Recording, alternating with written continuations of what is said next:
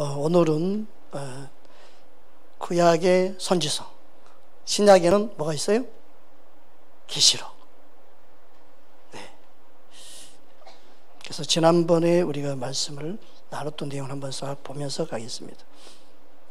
자, 성경은 구약과 신약으로 되어 있는데, 구약을 다른 말로 옛 언약, 신약을 새 언약이라고 합니다.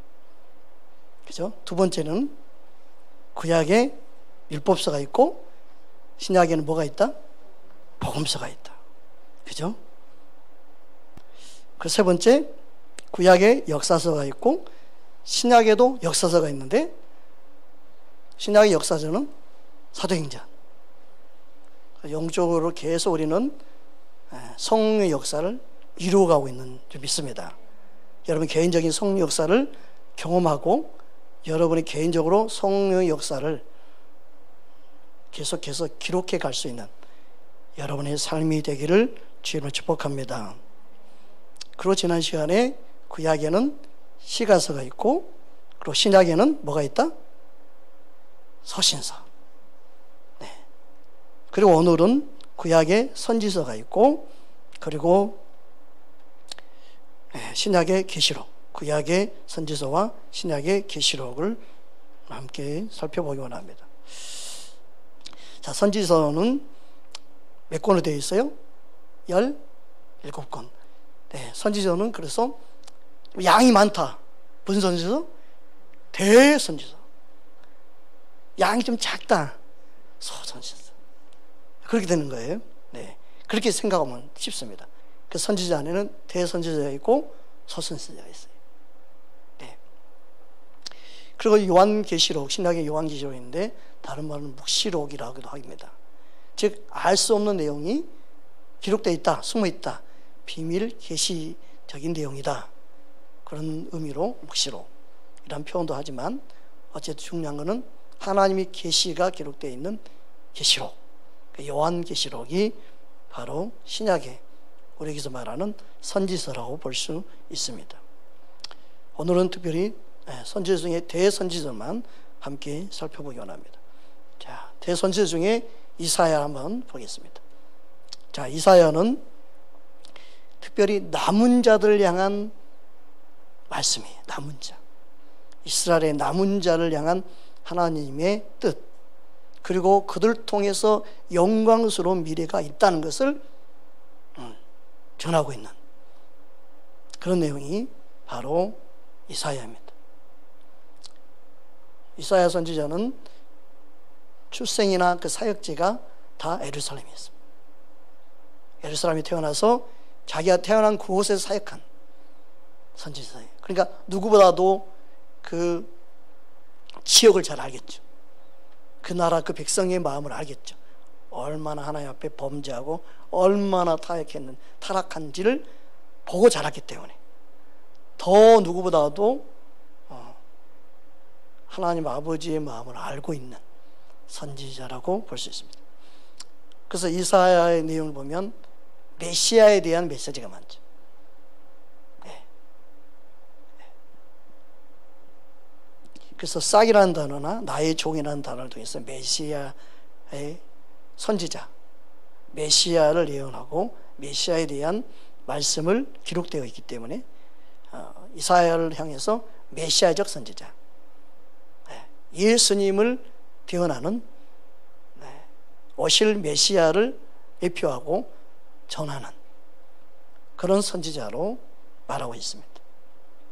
그래서 예언의 특별한 메시지는 그때 당시에는 유대인들을 향한 메시지가 많습니다.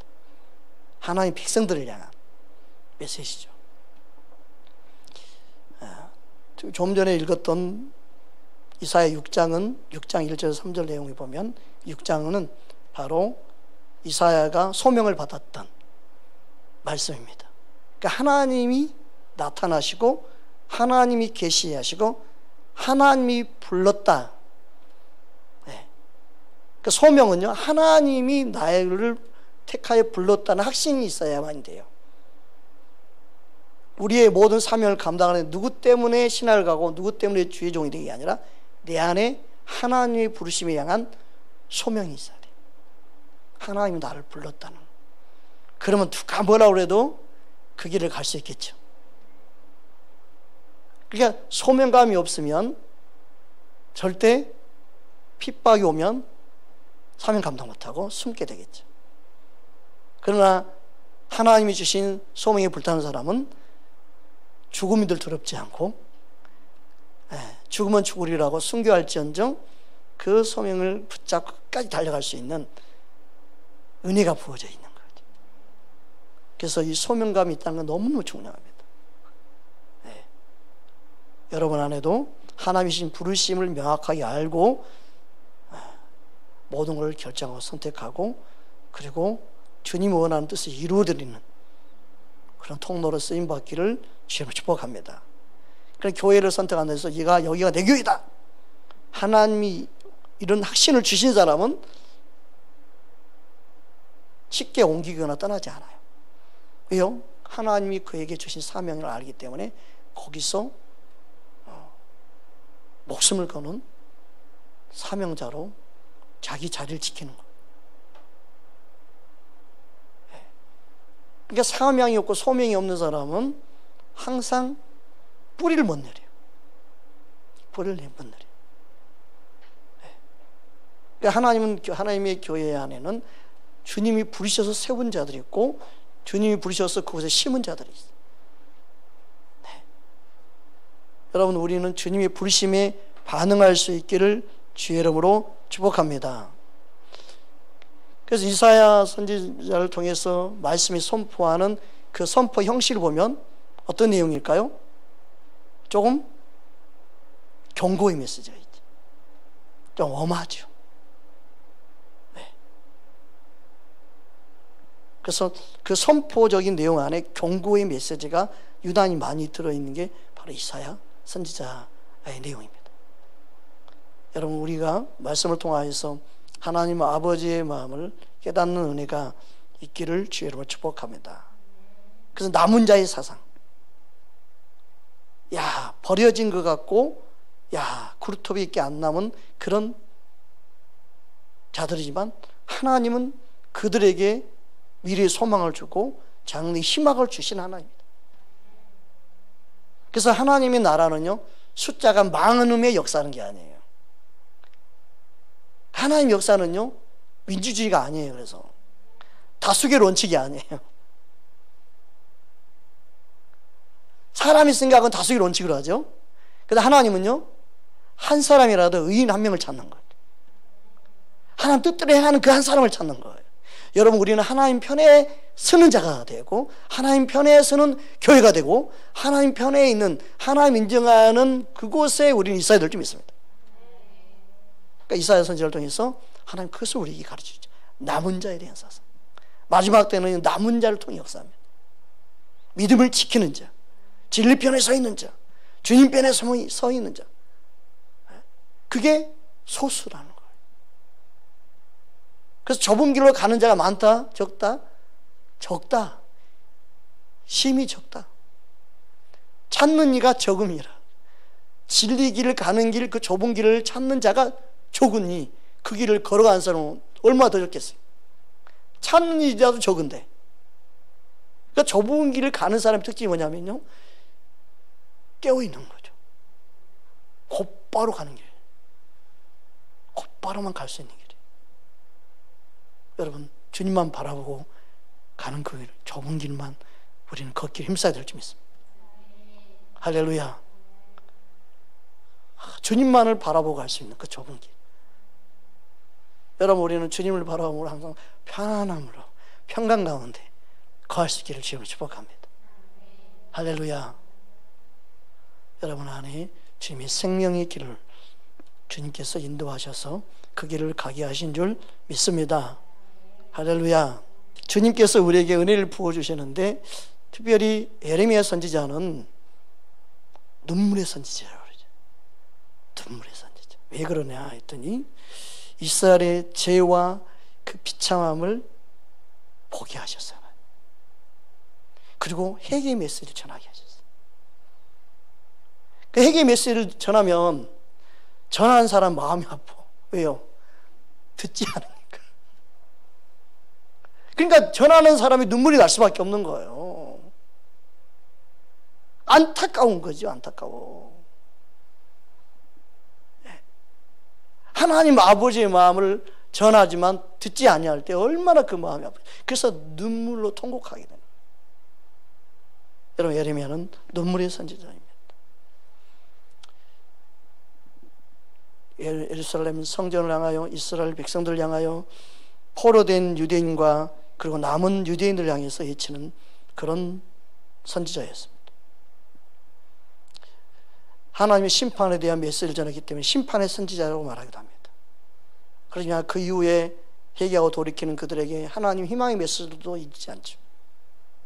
하나님의 그 강력한 회개의 메시지를 전한다 할지라도 하나님은 회개하고 돌이킨 그들에게 희망의 메시지를 항상 주신다는 사실. 이게 참 놀라운 거예요. 하나님은 항상 심판만 말하는 게 아니라 심판 이후에 또 그들이 돌이켜서 희망의 메시지를 주고 소망을 갖게 하신 하나님이에요. 할렐루야. 그래서 하나님의 인자와 자비하심이 얼마나 놀라운지 몰라요. 그래, 회개의 메시지를 전하는 이유도 사랑하기 때문에 그러는 거예요. 심판의 메시지를 전하는 이유도 그들을 구원하기 위해서 하나님이 하시는 하나님 아버지 그 사랑의 마음에서 나오는 거예요. 자녀가 부모의 마음을 알면 분노하고 화내는 부모를 그냥 원망하지 않습니다. 안타까워서 저렇게 자녀 향해서 분노하며 화내를 부모를 봤을 때 마음 아파하고 내가 저렇게 부모를 화내게 하면 안 되는데, 이게 철이 든 자녀이죠. 근데 철이 안 든 자녀는요, 우리 부모는 항상 나한테 화만 내, 나한테 분노만 해, 나를 야단만 쳐, 나를 인격적으로 대하지 못해, 이것만 생각한다. 오직 하면 나에게 이렇게 화를 내면서 내가 바꾸기 원하고, 내가 변화되기 원하고, 내가 그것을 버리기 원하고,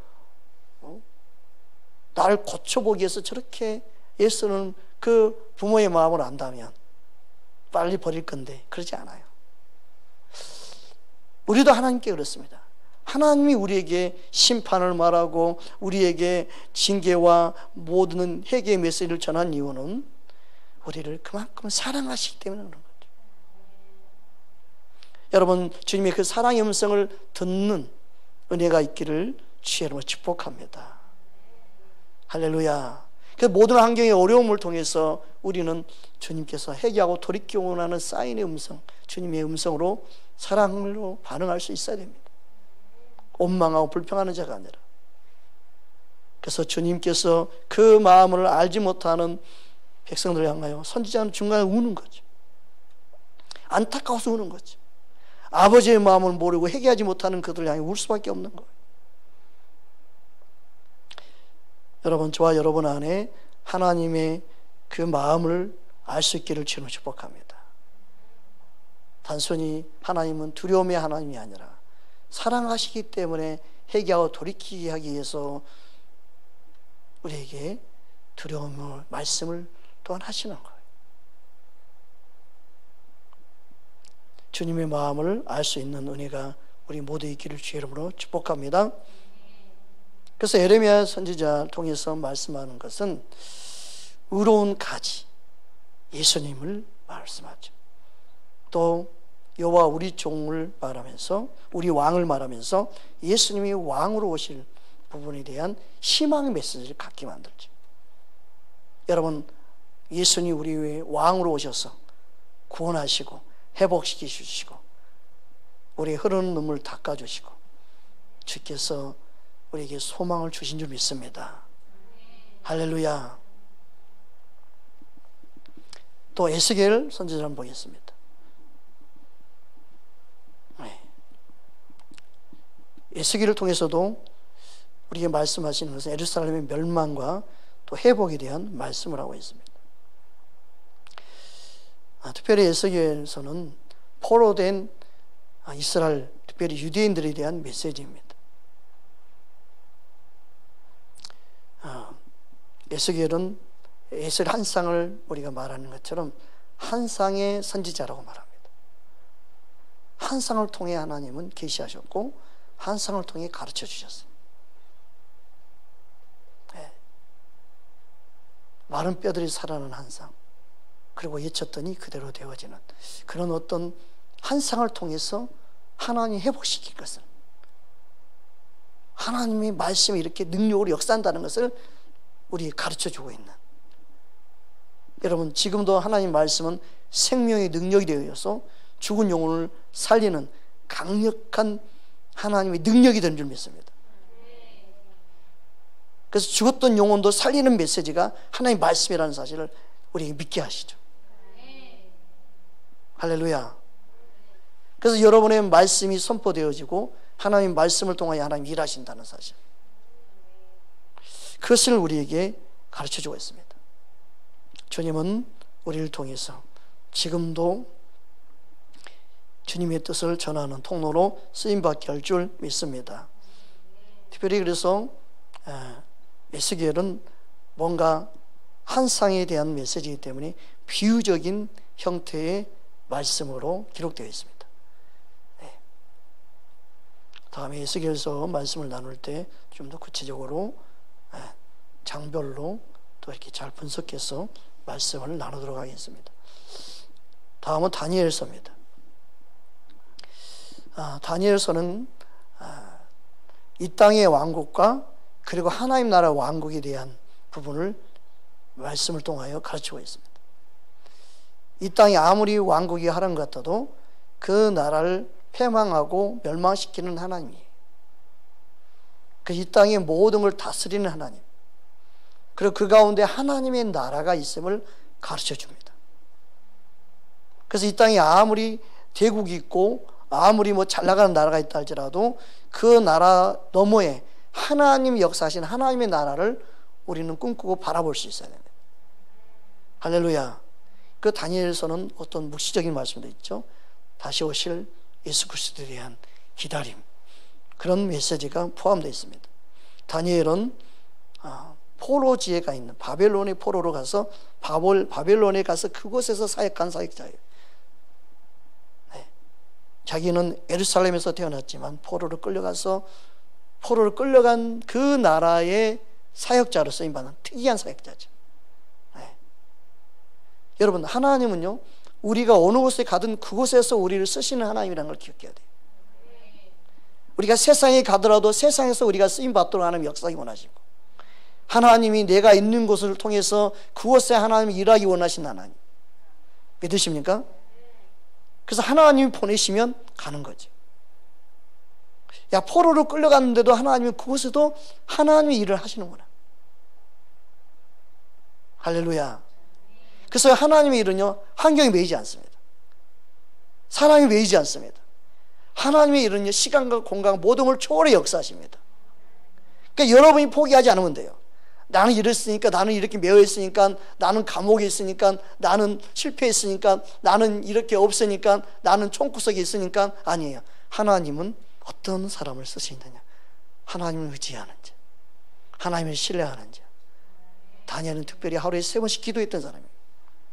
그만큼 하나님을 신뢰했고 하나님을 의지했던 사람입니다. 할렐루야.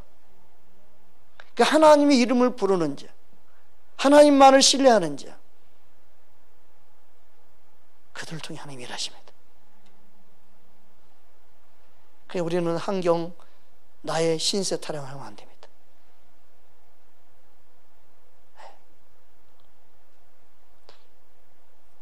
다니엘 같으면 오늘날 시대에 말을 하면 그렇게 말하셨어요. 하나님, 내가 하나님이라고 싶은데 이 포로로 와 있는데 어떻게 하나님이라고 하겠습니까? 빨리 내 고향으로 돌아가서 하나님이라고 해 주시옵소서. 대부분이 그렇게 기도하겠죠. 근데 하나님은 그곳에서 쓰시죠. 할렐루야. 그래서 믿음은요, 침체되거나 제자리에 있는 게 아니라 믿음은요, 그 가운데서도 역사하시는 하나님을 보는 겁니다. 내가 있는 곳이 하나님의 사역자가 되기 원합니다. 내가 있는 그곳에 하나님이 일하는 장소가 되기 원합니다. 할렐루야. 주님은 우리에게 그렇게 역사하기 원하십니다.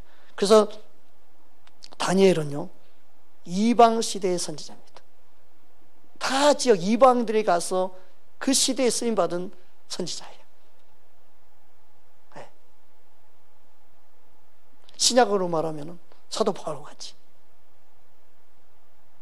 보내져서 그 지역을 쓰임받는 그런 선지자죠. 우리 안에 하나님께서 일하시는 그 은혜를 경험하기를 주의 이름으로 축복합니다. 오늘은 이사야서에 나와 있는 핵심 메시지 한두 줄만 더 보기 원합니다. 이사야 6장 오늘 3절 함께 읽었죠? 함께 합독하겠습니다.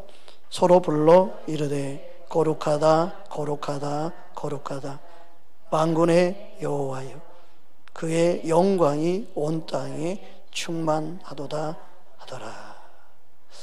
이런 고백을 할 수 있던 게 뭘까요? 그만큼 하나님 임재 영광의 빛이 너무나 강력하고 온 몸을, 온 눈을, 온 생각을 사로잡은 거예요. 그러니까 나를 사로잡으니까 온 땅에 하나님 영광으로 가득 찬 것처럼 보이는 거죠. 네. 그러니까 내가 충만해야 돼요. 내가 사랑으로 충만하면 모든 사람이 다 사랑스럽게 보인다. 근데 이 세상의 모든 사람이 다 행복해도 내가 불행하면요 다 불행해 보인다. 내 한 사람이 그만큼 중요한 거예요. 여러분, 우리가 믿음의 눈으로 이 세상을 바라보고 내가 주님의 영광으로 바라볼 수 있는 은혜가 있어야 돼요. 여러분, 성령 우리 안에 역사하기 원합니다. 내 안에서 충만히 역사하기 원합니다. 주님의 임재 안에 사로잡히기 바랍니다. 다른 사람 판단할 필요 없어요. 다른 사람 이런저런 말할 필요 없어요. 그러니까 주님이 인정하는 것은 각자의 그 사람의 개성과 그 사람의 생각을 주님은 인정하기 원해요. 그러니까 주님은 우리의 개성 그대로를 만드신 게 하나님이죠. 그러니까 똑같은 사람이 이 세상에 없어요. 생각이 서로 너무너무 차이가 있습니다. 여러분, 다른 것을 인정하고 다른 점을 받아들일 수 있는 마음이 있기 바랍니다. 그게 실은 예수님의 마음이고 예수님의 사랑이 없으면 그게 불가능합니다. 그래서 우리의 마음이 조금씩 넓어지는 겁니다. 그럴 때마다 넓어지는 거죠. 여러분, 주님을 더 깊이 알고 만나는 은혜가 있기를 주의 이름으로 축복합니다. 여러분, 주님의 사랑 안에 쏙 빠져서 기뻐하고 즐거워할 수 있는 귀한 은혜가 있기를 주의 이름으로 축복합니다. 그러니까 하나님의 그 사랑 안에 그 속성 중에 가장 중요한 속성이 바로 거룩하다예요. 보십시오. 이사야 선지자에게 하나님의 거룩함을 보여주셨어요. 왜 그랬을까요? 그만큼 거룩함을 본 자에게 회개의 필요성을 더 많이 느끼죠. 거룩함을 보면 볼수록 우리의 죄악됨을 더 볼 수 있는 눈이 열리죠. 주님의 사랑에 압도된 만큼 내가 얼마나 영혼을 사랑하지 못하는 사랑이 없는 자임을 내가 보게 되죠. 주님의 사랑을 알면 알수록 내가 사랑이 인색한 자임을 보게 될 때 내 자신이 통곡하게 돼요. 근데 우리는 다른 사람과 비교해서 사랑이 나는 좀 더 낫지 이런 차원으로 믿음이 생각하는 이게 문제인 거죠. 우리는 끊임없이 주님을 바라보고 주님의 사랑에 대한 반응을 할 수 있어야 되죠. 할렐루야. 그럴 때 우리의 사랑이 충만해지고 더 주님의 사랑으로 채워질 줄 믿습니다. 할렐루야. 이사야 7장 우리 14절 함께 보겠습니다. 함께 합독합니다. 그러므로 주께서 친히 징조를 너희에게 주실 것이라. 보라, 처녀가 잉태하여 아들을 낳을 것이요 그의 이름을 임마누엘이라 하리라. 이처럼 예수님의 탄생에 대한 예언을 말씀으로 우리에게 전하고 있습니다.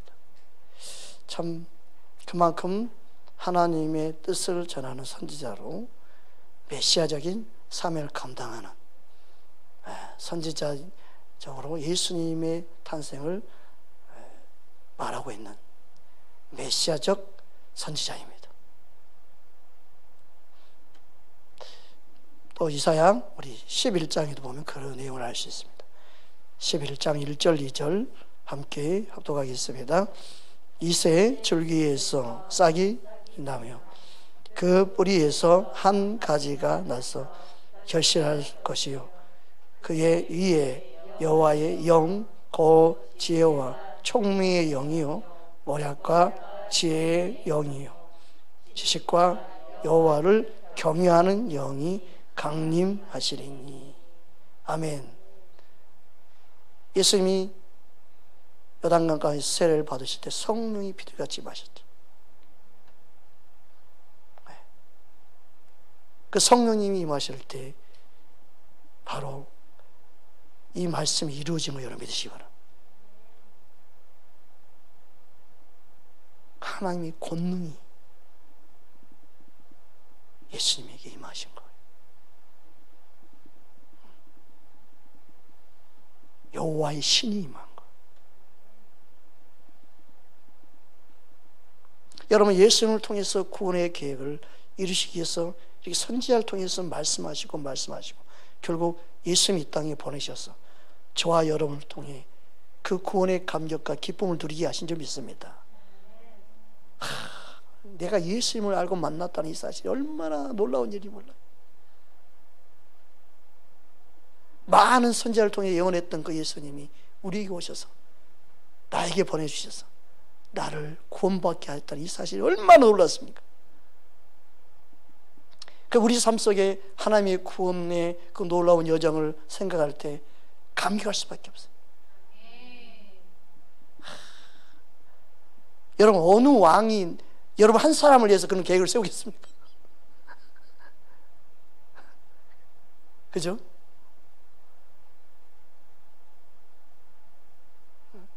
어느 나라 대통령이 한 사람을 위해서 그런 계획을 세우겠어요? 만왕 왕이신 예수님이 저와 여러분의 한 사람을 위해서 구원의 계획을 세우시고 그걸 성취하신 줄 믿습니다. 할렐루야. 힘이 나잖아요. 그러니까 여러분, 주님의 그 구원의 기쁨에 감격할 수 있기를 주님을 축복합니다.